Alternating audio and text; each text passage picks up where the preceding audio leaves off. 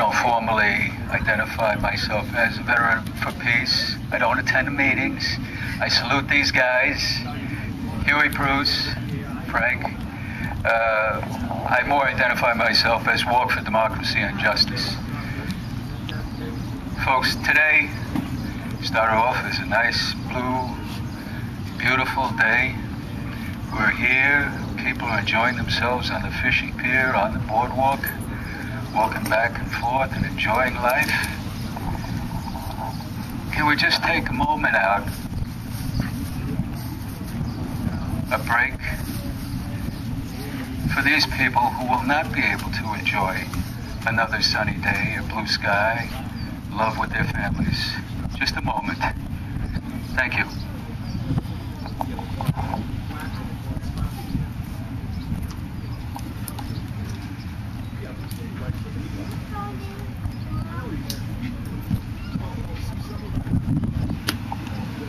Salute. Thank all you folks for coming here today. This is a very, very important act that you are doing here. Usually on Memorial Day weekend, the tradition is to have parades going up and down the main streets across this country.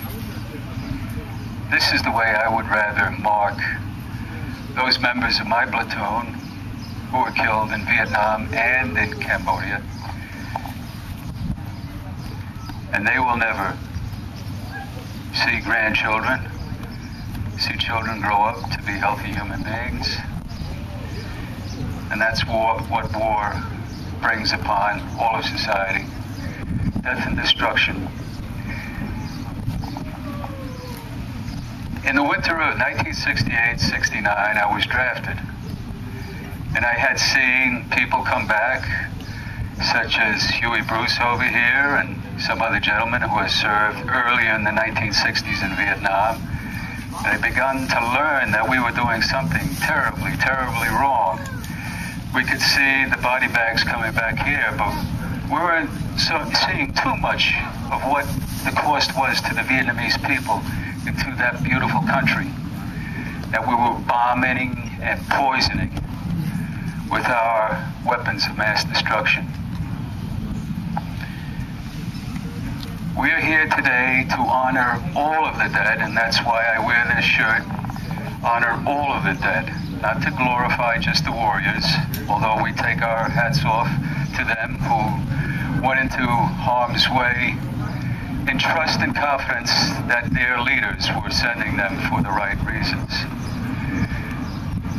We're here to honor all of the dead from these present wars, and we should all also remember all of the other people who have lost their lives in the so-called Great War, which cost millions of lives.